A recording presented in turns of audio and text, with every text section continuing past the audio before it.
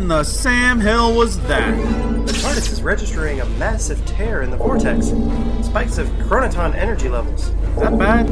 That sounds bad. Catastrophic. Did we avoid the tear? Possible. Let me input the trajectory into the navigational mainframe, and we'll see if we can change course. Hey, we've been dealing with a lot of ruptures to the temporal vortex lately. It does seem to be happening quite a lot, yeah. Like when that alternate universe TARDIS quantum entangled with our own. So what's going on back here? Well, I had to take down some of the paneling around the control room. It's opened up a few new compartments. It's a button. What's a giant red button doing in the TARDIS walls? Huh. No clue. Never seen it before. Do we press it? Guess we have to figure out what it does, so yes, we should push. The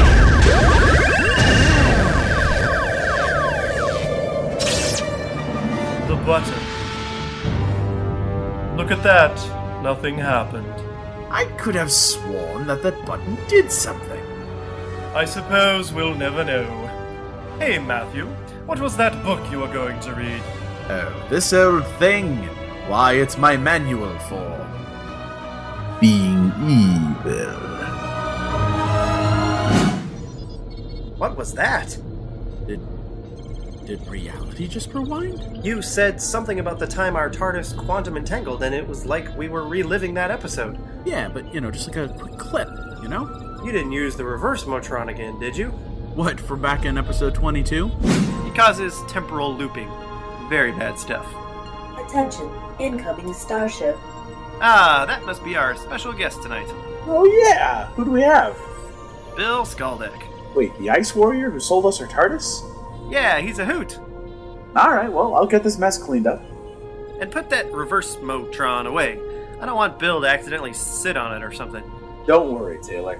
I'm sure there's no reason whatsoever for us to have to use this device in the near future. That was extremely ominous. What's happening? Oh no. No. What? What is it? Somehow, and I don't know how, but somehow, we're experiencing cutaways. What-a-ways? Cutaways. Cutaways? Cutaways! I know, I heard you the first time. I just wanted to hear you say it again. Now is not the time for shtick. Sorry. So cutaways, you say? Yes, it's a writing technique for comedy. You reference something and it inserts a scene from a previous episode or incident, which explains the reference. Huh. So I could reference anything and it would cut away to a clip of that? Exactly. So what if I reference an event that was never broadcast? Would it cut away to a clip then? Yes, reality would circumvent that issue by providing a clip. Ah, I see. Like the time we went to that saucy puppet show! Matt, no!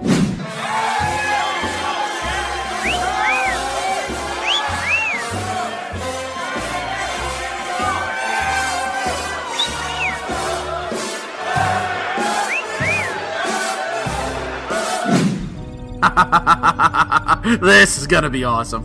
Matt, the fabric of reality is torn. Perhaps we shouldn't treat it like a toy? Nah, don't worry, Taylor. It's not like anything bad's gonna happen. What, like the time we were stuck in an 80s mall with zombie old people? Hey, Taylor, look what's going on over there by the Dippin' Dots. Is that an old woman who had a heart attack?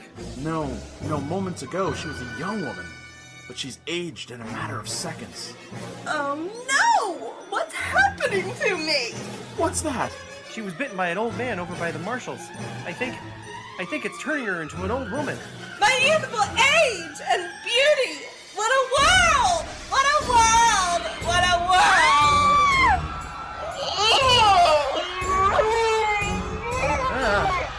Oh no. It's an attack, Taylor. An attack of the Mall Walking Dead. I've really got to stop saying things like that.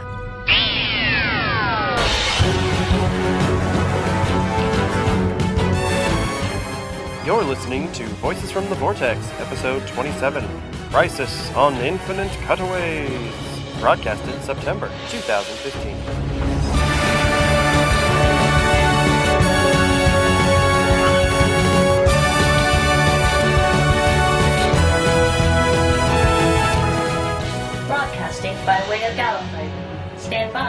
broadcast. This is Voices from Vortex.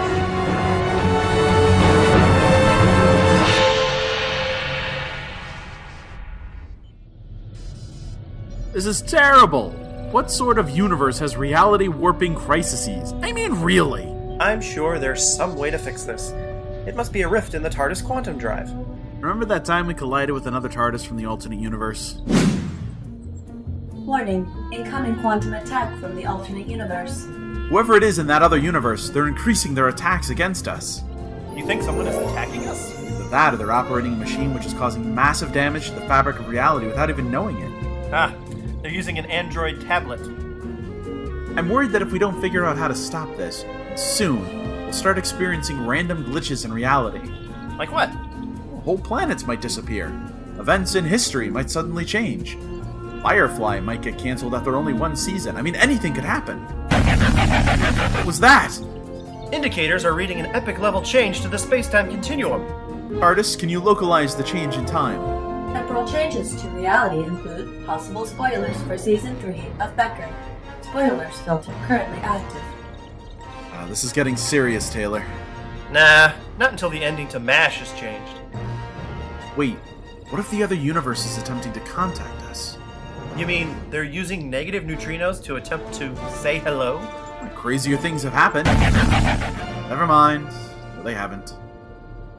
What could the other universe possibly want? And I want a car, and a house, and a puppy, and 1 trillion galactic credits, and a pogo stick, and... Never mind that, Taylor. We have to shut this beam off. It's causing unnecessary changes in the fabric of our reality. So, who cares about history? Current changes in temporal existence. Possible upsets in historical canon. What's changed, Andy? 3 million inhabited planets have disappeared. Their cultures and peoples are gone. Tough luck, suckers. Similar changes in star charts affected. Areas of the universe are now controlled by the powerful race of galactic crabs. They had it coming. And unfortunately, our TiVo has lost every recorded episode for Cake Boss. This is an outrage! And that was a fun adventure. Yeah, except reality was almost destroyed. Very true. But we figured it out. Maybe if I try to disconnect the quantum generator and reverse the neutron flow... You know, we get into our fair share of scrapes, though. Like the time we were running a telethon and there was a bomb on board the TARDIS. Alright, buddy, what do you need? Alright, I'm gonna need my sonic screwdriver. You got it. Next, I'm gonna need about 10 meters of wire. On it. Here you go. Great. Taylor, you take the end of this wire and hook it up to the plasma generator and the auxiliary control node. No problem. What can I do? Alright, I need you to get everyone into the theater. If this works, I'll be able to set off the bomb, but dislocate the explosion to another section of the TARDIS. The theater is designed to shield anyone inside from the most amount of destruction, as the only safe place in the TARDIS. Alright, now what? Taylor, get into the theater with the audience members and close the doors. But what about you? I have to stay here and manually move the explosion. No! Matt, you'll die! I don't think I will, buddy. There isn't time to explain. Just go!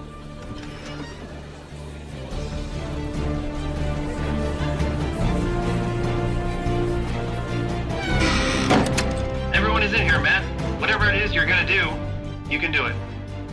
Alright, I'm timing this to work with the countdown. At the last possible moment, the explosion will be shifted out of our time stream and into another portion of the TARDIS. Counting down in 10, 9, 8, 7, 6, 5, 4, 3, 2, 1.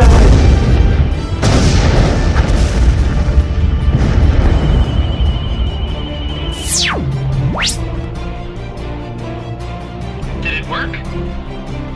Yeah, I think it did. Hey, we're safe! Taylor, oh man, am I glad to see you. Hey, buddy. I'm proud of you. Well, it's all about being clever. See, I knew the TARDIS would automatically create a stasis field around the explosion. It is a safety measure, after all. If there's something which would destroy the configuration of the TARDIS, it's contained. So where did it go? I have no idea. Some other time and place in our time stream. Probably a very plot-specific moment. When it's needed. Huh. We really do have some close calls. Yeah. Hey, let's head down to the engine room, see if we can figure out what's wrong with the engine. Voices from the Vortex is brought to you by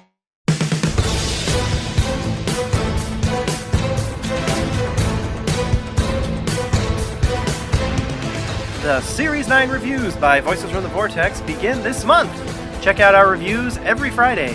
But be warned, here there be spoilers.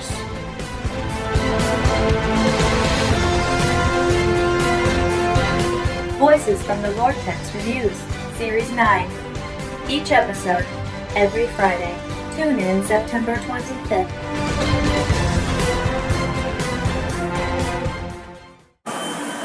Hey guys, this is Matt. And this is Taylor. And we are here at the Chesterfield Mall in St. Louis to watch the 3D episodes of Death in Heaven. Yes, and Dark Water. As well as the prologue to the new season. Or is it the prequel? Or is it the prequel to the prologue? Or the prologue to the prequel. Who knows?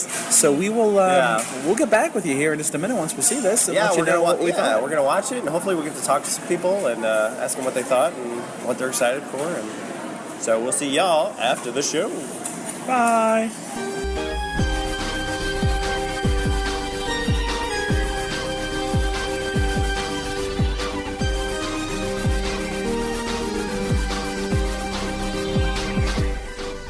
And that was the prequel. Yeah, that was it. That was yeah. So we just got out of the show. It was really great. I have to say, even though I've already seen it a few times now, this finale, it was great to watch on the big screen. In 3D was really cool. 3D was cool, and the highlight of the show was the main titles. The main titles in 3D, literally flying straight through it. They're like the greatest thing ever. Super cool. Yeah. I loved. Okay, so don't get me wrong. The prequel was great. It was great. Seeing kind of what we're going to be getting into next season. I'm really excited for that. What is with his hair? I love his hair, but what is with? Is he just letting it grow it's as more much floofy as now? Yeah, he's literally becoming Pertwee with that hair, and I love it. I love every second of it. Just slowly but surely. At first it was the coat, now it's in the hair. Next he's gonna have the weird pirate shirt kind of thing, fluff in the front. I really enjoyed the idea of him trying to sit down and meditate. Obviously, we saw Matt Smith try that back with Amy and Rory in the Power of Three. Yeah, he just cannot sit still. No. But I'm more and more intrigued by the idea that he did something wrong and he has to go make penance for it. And I'm wondering if this all has to do with why he originally ran away from Gallifrey. I know that's something we're supposed to be learning about in the next season, so I'm wondering if this has any correlation to it. Yeah, the prequel was very funny. The whole thing was very funny, and then it got real serious at the end. And yeah, there's this idea of something he's done, and as we saw in the prologue, which is cool, which we haven't really talked about on the podcast, but right. he has to go meet someone, and he has to prepare for this, right. To go meet them, and preparing, what he's doing is he's meditating. He's doing this sort of meditation, right? And so it's preparation for.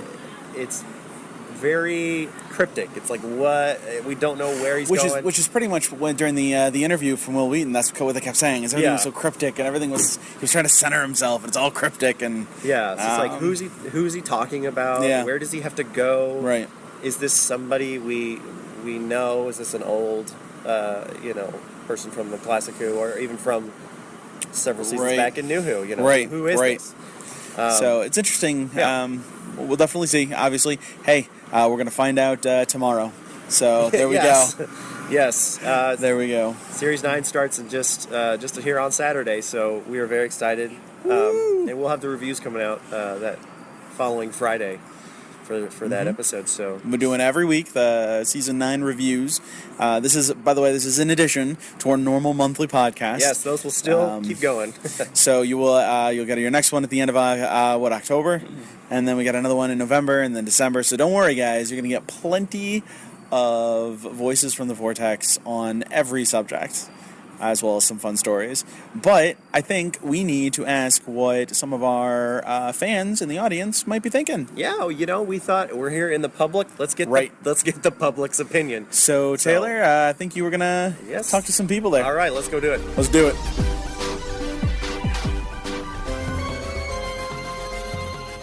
All right, this is Taylor here.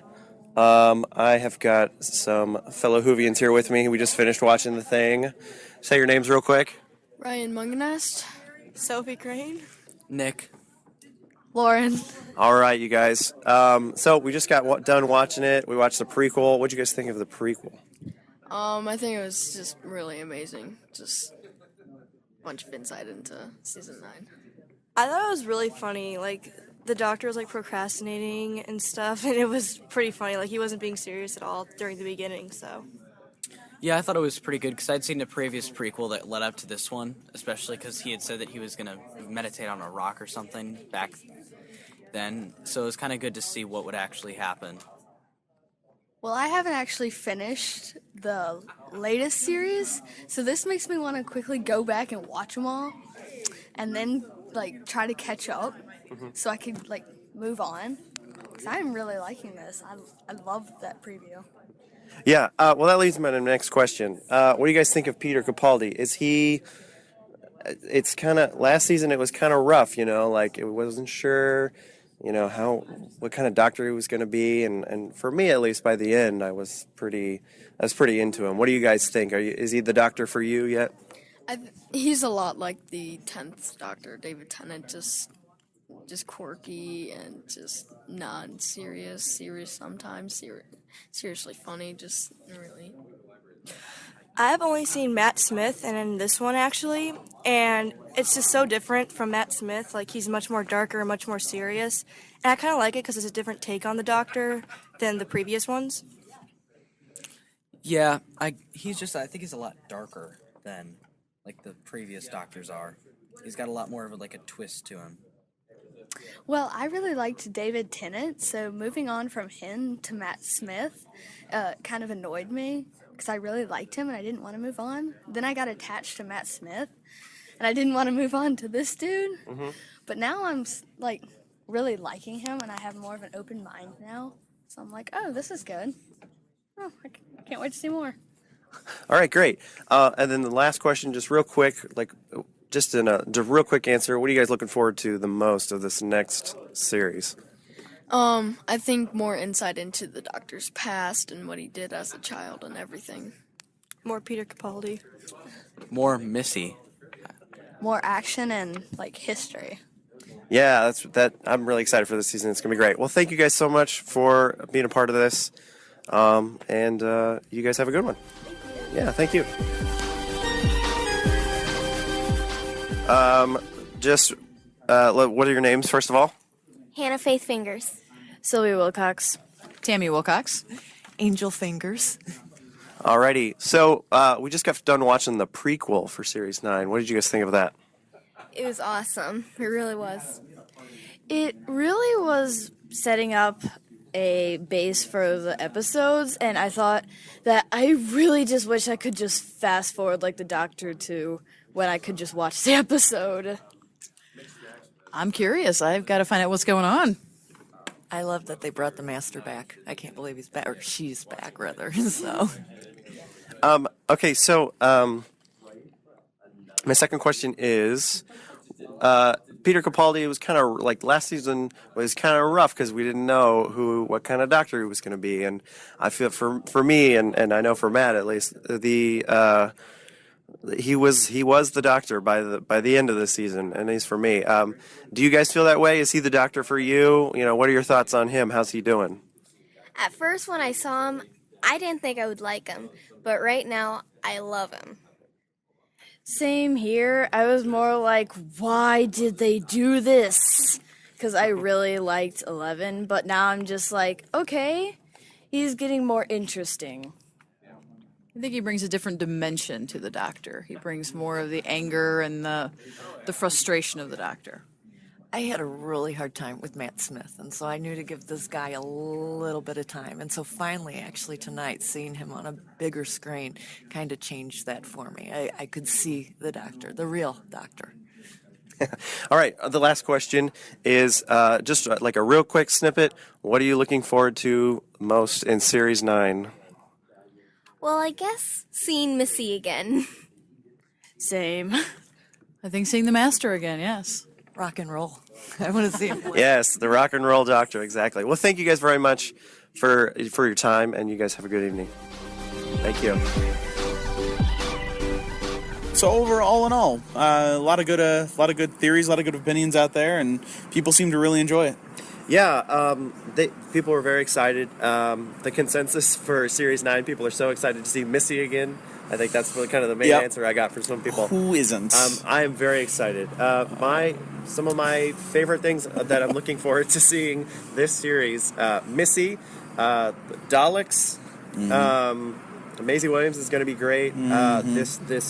This episode where it's just the Doctor and it's like found footage or something. This series, as much as they do it every year, they say this series is going to be different than the last, so much different. And it really is every season. So Series 7 was like, these are going to be epic adventures, more like movies. And then Series 8 was like, he's a different Doctor. He's darker. And then this season, it's like... He has more hair. Yeah, that's it. This season... He's hairier. This season, he's different, he's darker, he's hairier. He's seeing a different stylist. It's going to be, which, by the way, he was wearing like a t-shirt in the prequel, like just like some I know, kind of, like, I loved it, and the Trouton pants. Yes, the checker Trouton pants. This season's going to be great, and we're excited. So, all right, well, we'll see you guys. We'll see you next Friday with our review of the very first episode of Season 9 of Magician's Apprentice. Yes, it'll be very exciting. That's it for us. So long. And goodbye!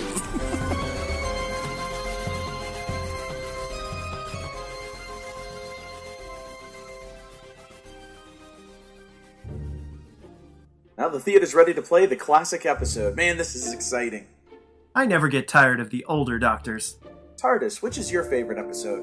All of them, but mostly because my sister is in them. Good answer. Alright, TARDIS, let's do this. Activating theater conditions. The lights are lowering.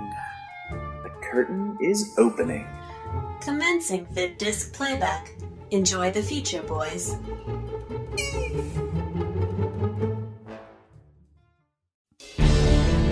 Well, it didn't take them long to dismantle the museum, did it? Oh, well, must be quite a feeling getting your own planet back.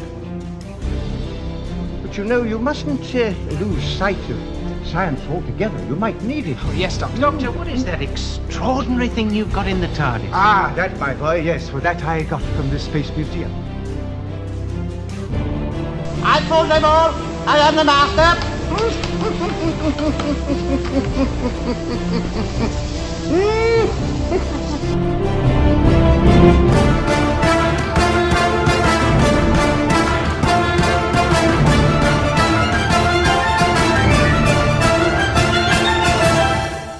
Our wayward heroes end up on a mysterious planet where a museum of rockets and artifacts catches their attention, including themselves, boxed up and on display. Leave it to the Doctor to realize the wibbly-wobbly situation they are in, and leave it to Ian to be the dynamic hero of all time. The Space Museum. Ah, this was a nice one. This was. It'd been a while since I've seen this one, so I had to sort of refresh my memory on it. But I remember really enjoying this one, especially the first episode of the story. Well, and I'm not the biggest Hartnell fan. I'm really not, but it's mostly because his first season is terrible. But this being near the end of his second season, it just everything hit. I mean, Susan's gone, so you don't have Susan. But sometimes I think Susan really gets in the way of the story. You have Vicky, who's new, and Vicky's kind of funny. Sometimes you're like, no one's paying attention to her, so you kind of feel like maybe she's just the stepchild of the group. But she always seems to know what's going on. She's pointing it out to the Doctor, like, wait a minute. Look, this thing's... I tried touching this thing, even though you said don't, and it's not here, buddy. All right, something's wrong. Well, and she's from the cup future. dropped and jumped back in my hand. Well, she's from the future, so it's like she's kind of got that she's almost not smarter than the Doctor, but at least on level with him in some respects, whereas Ian and Barbara are like, well, what's this? I've never seen, obviously they're from the 60s, I've never seen this technology before, but Vicky knows what's going on. One of the big things I liked about the story was that they played with the fourth dimension. This was really written with an idea of, and keep in mind, this is early Doctor Who, so they kind of wrote this to play with the idea that time isn't necessarily a linear line. They don't just jump to a time track and land and then they're in that time zone. The TARDIS skips time, and it skips ahead, so they end up landing ahead of when they're supposed to be there, and they're catching up to the events. Or the events are catching up to them, I should say.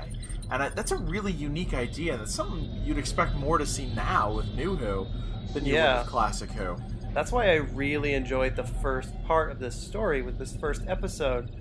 With them in the cutaways to the commercials, with them walking and Ian with his Doctor, this is a whole bunch of sand, right? Why aren't we leaving any footprints? Dun dun dun. Oh, yeah. I mean, it was so mysterious. You had no idea what was going on.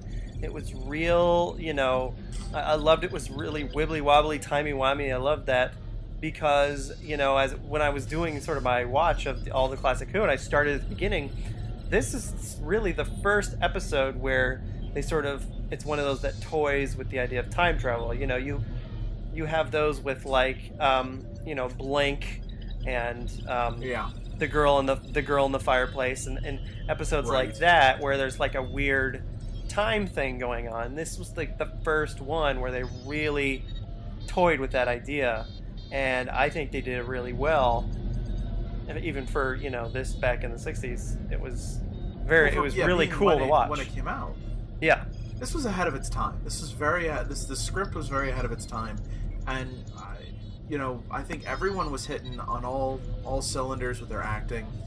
I was a little distracted because Hartnell kept laughing at everything, and it was almost as if Hartnell himself was laughing at it, and it wasn't the Doctor. Maybe Hartnell wasn't exactly sober for these episodes. I don't know what it was, but he spent most of the time giggling like a little schoolgirl and going, "Well, you may be right, Ian. You may be right." And I'm just like, dude, just say something. Come on, stop. Knock off the koi. The first Doctor. The first Doctor just really, really loves museums. He does. Well, so does the 11th Doctor. This is true. One part of this story that I really loved was the part with the Dalek in the museum. I think it's one of those classic moments that we always love to reference, on Tumblr or on some other, when we're thinking of Classic Who, and when you're thinking of Hartnell and the first Doctor, this is one of those images that you see is when he's hiding in the Dalek, and then they run away, and then he kind of makes it talk and is kind of funny, and then he pops out of it at the top. Giggles like Yoda. Yes, like a Russian nesting doll. Just whoop. I loved when they first see the Dalek, and we up till now we've had two Dalek stories: the Daleks and the Dalek invasion of Earth. So the Doctor really has come to know the Daleks and what they are. So has Ian, and so has Barbara. And Susan's not there, so now we have Vicky, who's never, she comes from the future. She even makes reference to, these are what the Daleks are, 400 years ago on Earth. For me, this is, who they were. So it's really interesting to see, there's this history where the Doctor, Ian, and Barbara get what a Dalek is. They get why they should be frightened of this thing. They get why they should leave it alone. And Vicky's looking at it like, this is kind of funny looking and cute. And they're saying, no, don't touch it. It's a Dalek. You don't want to meet one, And that's really the first continuity for me. It was great when the Doctor would see, when Tennant would see the Daleks, and so would Rose, and everyone's like, they know what the Daleks are. And then everyone else is like, what's wrong? What is that thing? And it's like, no, don't touch it. Don't go near it. It's the Daleks. And or like in the end of Journey's End, or Stolen Earth, where they open up communications, they're under attack, the Earth's been stolen, and they just hear exterminate. And all across the Earth, people have no idea what this means, except Jack Harkness and Sarah Jane Smith and Torchwood and Unit. Like, they get it. And I loved that, because this is that moment in Classic Who where the Doctor knows exactly what these things are, and Vicky's just kind of looking at it like, oh, this is cute. It's kind of adorable. Yeah. It's like a little pepper shaker. I love it. Yeah, I love it. It reminds me of sort of the first. It's the Dalek Asylum of the Daleks, where Rory's down in the sort of the dungeon area, and he's just talking to the Dalek like, "Oh, eggs? You want this? Is this what you're looking for? This little ball, And I'm like, Rory, get out of there! What are you doing? Why are you talking to him? Don't chat him up. They're not going to want tea. I promise. Well, there was that one time they offered tea, but other than that, they will not want tea. I love the Dalek. That was such a great little drop in with this episode, and it hints at stuff to come. The end of this story, when they're leaving and they take off, it kind of cuts away to a planet where a Dalek is with a Dalek machine, and they're talking about he's our greatest enemy has entered through time and space again, and now we will track him down with our time machine. And you kind of stop for a second and go, oh, they've been building to this. And that was kind of that foreshadowing of what might come after. This episode was so far ahead. Yeah, I thought that was interesting that they called him that he was the Dalek's greatest enemy. And like, really, you've met him twice, and already that just goes to show what a menace he is. He's already their greatest enemy. Dude. Yeah. They already know him as the predator of the Daleks. They're like, wait a minute. He escaped from them once, and he foiled one of their plans, and he's already their greatest enemy. They must not have maybe a lot of enemies, or something. Not a lot of surviving ones. Yeah. Come on. He's literally faced them twice and lived. How many people can say that about the Daleks? To be fair, few people. That's right. That's funny. I'm going to point out something else too. It was literally just a few stories before this that the Doctor recognizes that Susan is a young woman who wants to live a life, and he even gives this beautiful speech. He locks her out of the TARDIS and says, you deserve to be happy, you deserve to fall in love and to live your life, and you shouldn't be traveling with an old man. He gives her this thing where he says, I'm not taking you anymore because you deserve to be a young woman. 2 stories ago. And now, Vicky clearly has a connection with this rebel leader. She starts this revolution the same way Susan did, and the Doctor's like, screw it, she can come with me. I'm going to call bullshit. I am calling 100% grade A BS on this. I think the Doctor just picks and chooses his moments. I would agree. I would agree a little bit, yeah. He lets Susan go. A woman clearly he loves is his granddaughter, someone he has a far greater connection to than Vicky. But he's going to keep Vicky with him for exactly the same reason, but this time he's going to keep her with him because he's bored? Well, I don't get it. Well, Vicky's an interesting case because if you watch The Rescue, which is, I think it's right after the Dalek invasion of Earth, Vicky is sort of stranded by herself on this planet, and they sort of rescue her, and she comes with. And in that episode, there's this moment where the Doctor, at the beginning, where the Doctor's like, all right, let's land, and then he's like, oh, Susan, would you check the... Oh, yes, never mind. Like he forgot that she was gone.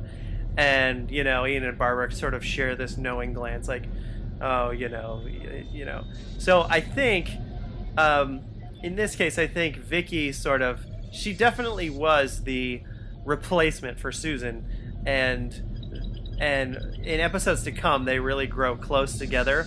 So I think if Vicky had a choice, she would want to stay with the Doctor too, because they really, really grow close here in the coming episodes. Do they? So, yeah. So I think they have a real strong relationship.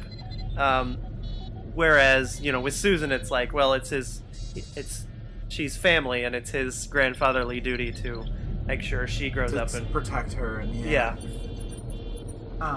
This raises actually a really interesting point. I've had a couple discussions about this in the last few days after having watched this. I know we've sort of touched on it before, but it does bring up a very real question about whether or not Susan is a Time Lord, or if she's a Gallifreyan, or if she's something else.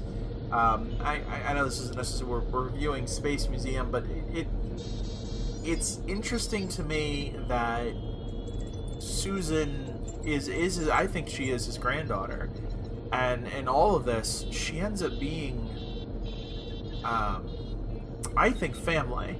So I think she is Gallifreyan, but I don't think she's a Time Lord. Now, why am I bringing all this up?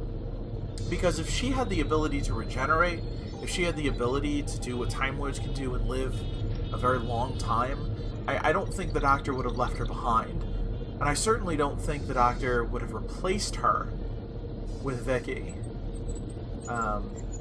It seems like she's very human. It seems like Susan was unable to do Time Lordy things like regenerate. Vicky for the show was a replacement, 100%. They had to have a young girl on the show because they had to get a young audience in there, and it wasn't going to be by school teachers. Though Ian and Barbara are freaking awesome. Yeah. Ian is literally James Bond on Doctor Who. I don't understand. Like, he's super cool. Except he always seems to get hit from behind. Every single story knocks him out cold. Dude must be brain dead by now. But Vicky was really the replacement. And yeah. I think for the Doctor, it's a replacement in the same way that he recognizes Vicky has one life, and he's sort of showing her the world, the way he does with every human he comes across. And I just wanted to throw that out there, that I think that's a testament to who Susan really is. That she is Gallifreyan, but she's not a Time Lord. Well, we're gonna leave that information there in the middle of this Space Museum review, and we'll come back to it again in the podcast at some point in time. Someday. When I rant about the fact that we'll never see Susan again. Yeah, if they ever find Gallifrey, we'll probably bring this up again. I will say, you haven't seen the 25th anniversary yet. You haven't seen the Five Doctors. Oh, She's no, in the Five Doctors. Oh, okay. And it's a beautiful moment because it's Carol Ann Ford as Susan alongside Richard Herndon, who's playing Hartnell, who's playing the First Doctor. And so they're reunited, and it's beautiful, and it just, you want to hug her. And you're just like, yes, you lived! But then nobody who participated in that really remembers what happened, because it happens in an anniversary episode. Of They course. just all go about their business. Yeah. Tegan and Turlo will always remember, because they were current companions. So anyway, Space Museum was really good. It was a lot of fun. Yeah, the Space Museum, again, I really enjoyed the first episode, but the rest of the story I was not necessarily a fan of. Like, I wish they had stuck with the sort of, maybe that time was the problem instead of, the revolutionaries and the whatever was going on with that. I think it would have been more interesting if the whole story had sort of the timey-wimey aspect to it, and they'd stuck with that. So yeah, that's kind of just my opinion on the whole story in general. Well, the first episode was their strongest by far. Yeah. There are moments in the show that you kind of take for you kind of have to wrap it up in a little ball and just say that's Doctor Who, and just accept it, swallow the pill, be done with it. Like in the first episode when they step outside of the TARDIS and there's this supposed to be this landscape in the background with these distant mountains and stuff, but you see their shadows against it because it's just a backdrop that's literally right there. And Yeah. You just kind of take that and you go, well, a fuzzy 19 '60s television. No one's gonna notice. Right. But you didn't know that I'm watching it on Hulu in high def and 1080p. I kind of noticed the shadow. But okay, whatever. We'll move on. That's okay. But like, there's this great part near the end with the rebels, and they're storming the museum, and there's just this moment where there was like 7 of them clustered together pointing their guns at one guy, but they waited and let another one of their own like jump in and like fight him, and he gets shot. And I'm like, there's 7 of you. Somebody pull a trigger. It's that old action movie rule. Only one guy can attack at a time. I mean, I'm not even talking about like they were in the room. I mean, they were less than 10 feet from this dude. There were 7 of them cuddled together, holding their guns out, because they were extras. And that bothered me. And I'm like, I gotta remember, it's Doctor Who. Put it in a ball, throw it away, and say, yeah, it's Doctor Who. Okay, I got it. We're cool. But 7 of them pointing their guns at the guy, and they let the other guy get shot. Really? Right. Or then, like, the villain... The soldier runs into the other room and 3 of them run after him, but like they wait for him to run into the other room and then they go after him. Like, I noticed, guys. I noticed you waited for your cue. Could we at least give a little bit? We've all seen a James Bond film. Well, they hadn't. We've all seen a Gunsmoke episode. I don't know what was available in the 1960s in England. You'd seen the Avengers. They're Avengers, not our Avengers. Ours are cooler. They have robots and Hulks. But they're Avengers, and I'm sure nobody waited for the bad guy to run into another room to go after him. But right. All right. Well, British TV. Well, Doctor Who in a ball. Right. So, final thoughts on this episode, Matt. What'd you think? Final thoughts. Phenomenal. This is a testament to Hartnell. This is proof that his episodes got better. I love Ian in this. He's super cool, James Bond type. I liked Hartnell, but he chortled a little too much for me. It seemed like Barbara got some good play in this. She really, she was trying. Her character's so poorly written in these stories. She's just there to make commentary. But she tried in this episode, and I appreciated that. And it was good to see Vicky, and good to kind of see someone who she doesn't put up with their bickering and their crap the way Susan did. You know, old man Doctor and Ian start arguing about something, and she just kind of wanders off. It's like, oh, I'm gonna go do something fun. I'm gonna touch stuff. Yeah. So no, overall, really enjoyed it. Really enjoyed it. Yeah, this I agree with what you said there with Barbara. You know, this probably wasn't her best episode. There's some much better ones with her, you know. Although it's kind of boring, the Aztecs, I mean, that's one where she really shines in that one and sort of takes over and sort of has a kind of an argument with the Doctor about, you know, destiny and time and all that and what you can change and things like that. But I do love Vicky in this episode because she basically leads the revolution in this one. She gets them all riled up. You know, it seems like all hope is lost. And she's like, no, come on, you guys. And then she gets them all. And then they rush in to save the day. So it was kind of all her.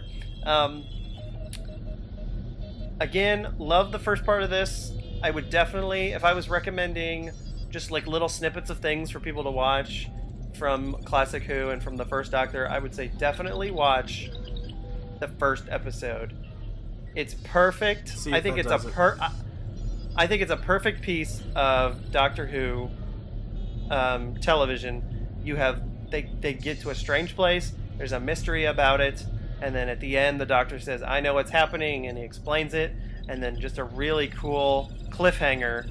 And I mean, I was a little disappointed with the rest of the story, but that one was just so cool. So, yeah, I definitely like this one a bunch. Calculating.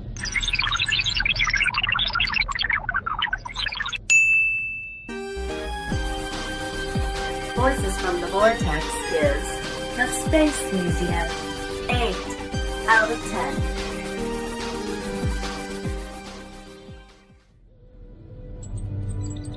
Well, that didn't work.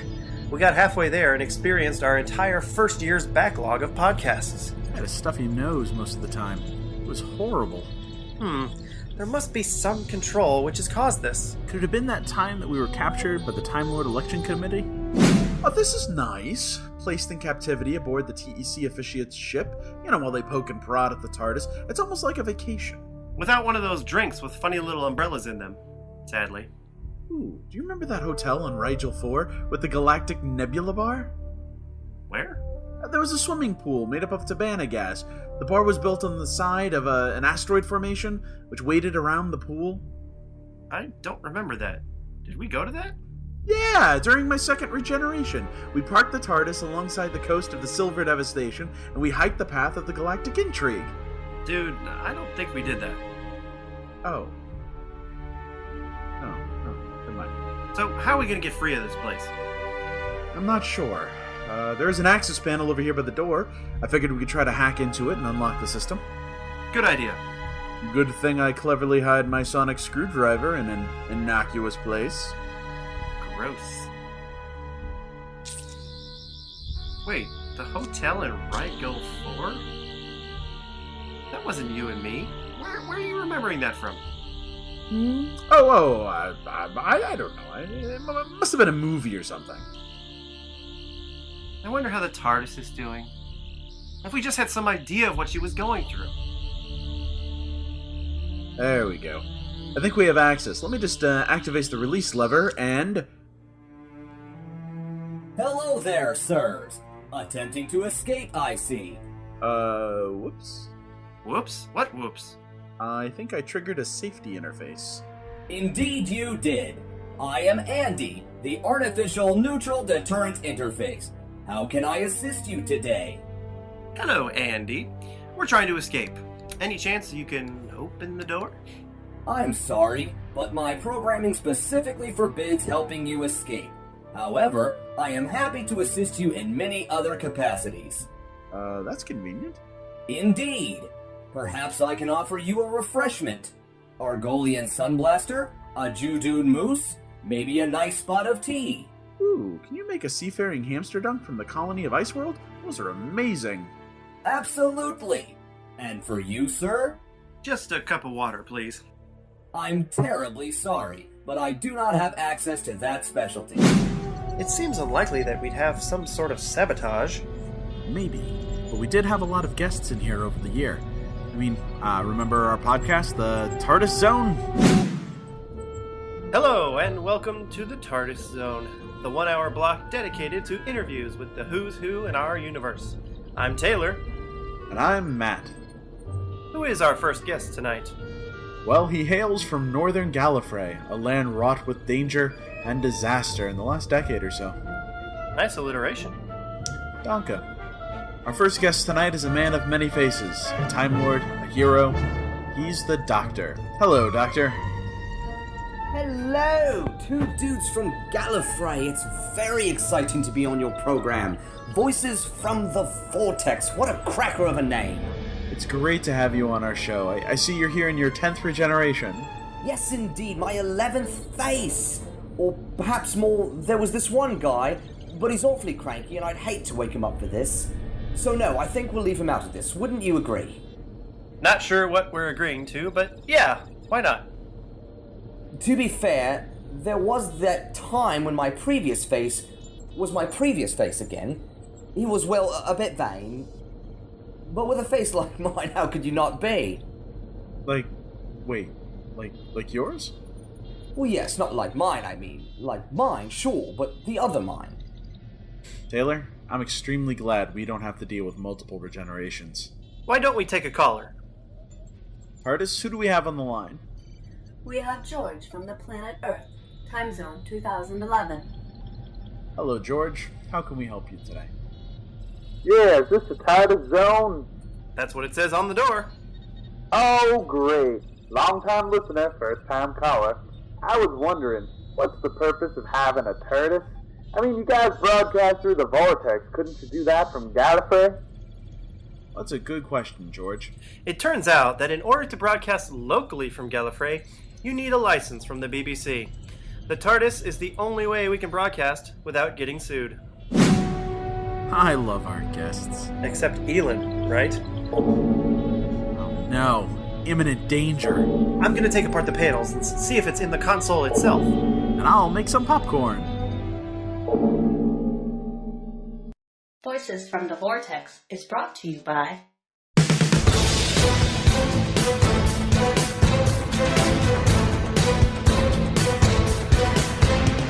Starting this month, the Doctor Who Series 9 reviews by Voices from the Vortex. Someone is stalking the Doctor. Who could it be?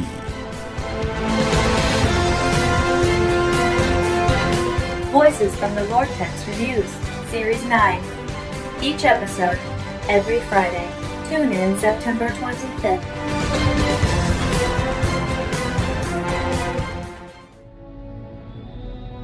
Alright, I think we can rule out sabotage. Nothing seems to be out of place in the engine or console units. Ah, man, this popcorn is delicious. It's definitely not the microwave. I just don't understand what's causing these cutaways. You know who would know? Bill Skaldak.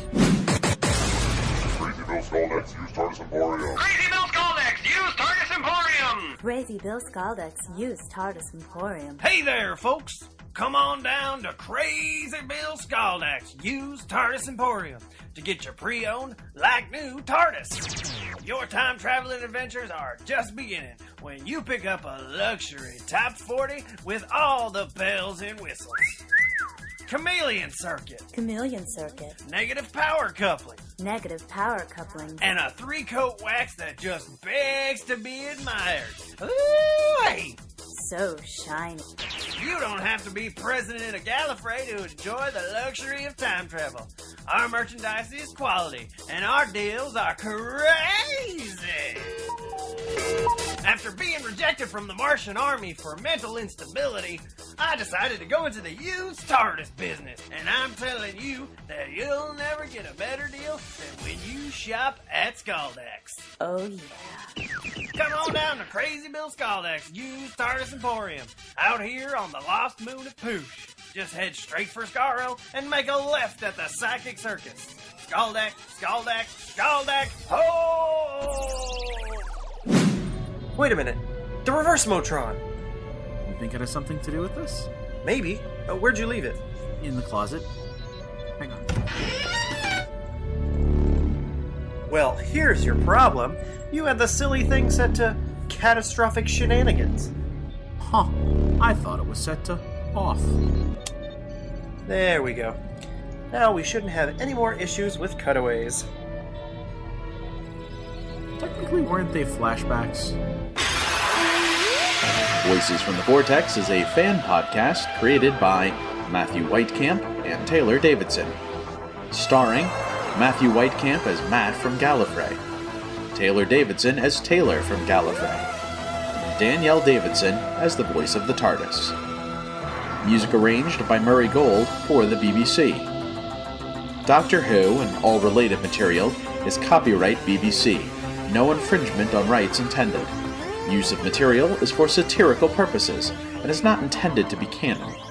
As always, a huge thanks to the BBC and Doctor Who for inspiring us, entertaining us, and giving us one more thing in life which kicks massive ass. Make sure to follow our podcast on broadcastgallifrey.com or check us out on all of our social media pages: Facebook, Google+, Twitter, Tumblr, and of course YouTube. Thanks for listening. We'll see you again in the Vortex.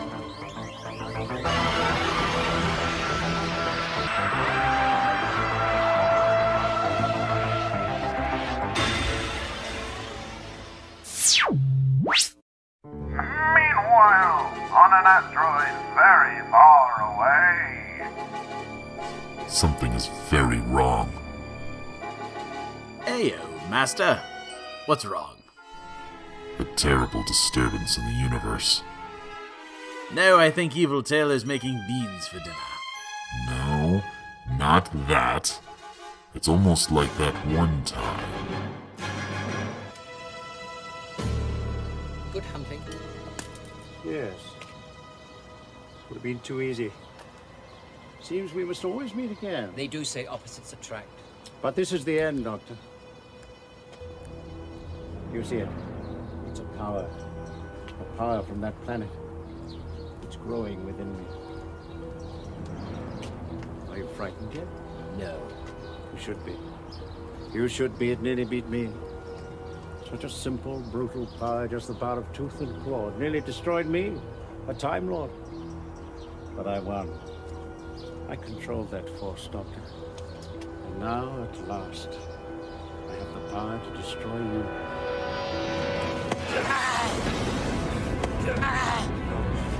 Welcome to my new home, Doctor.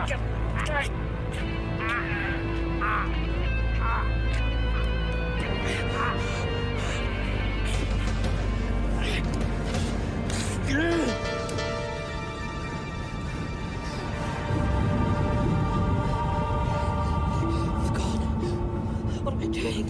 I've got to stop. We've got to go. Can't go. Not this time. Yes, we can. Escape to what? I don't choose to live as an animal. If we fight, we will destroy this planet. We will destroy ourselves. You should have killed me. If we fight like animals, we'll die like animals. What in the say in hell?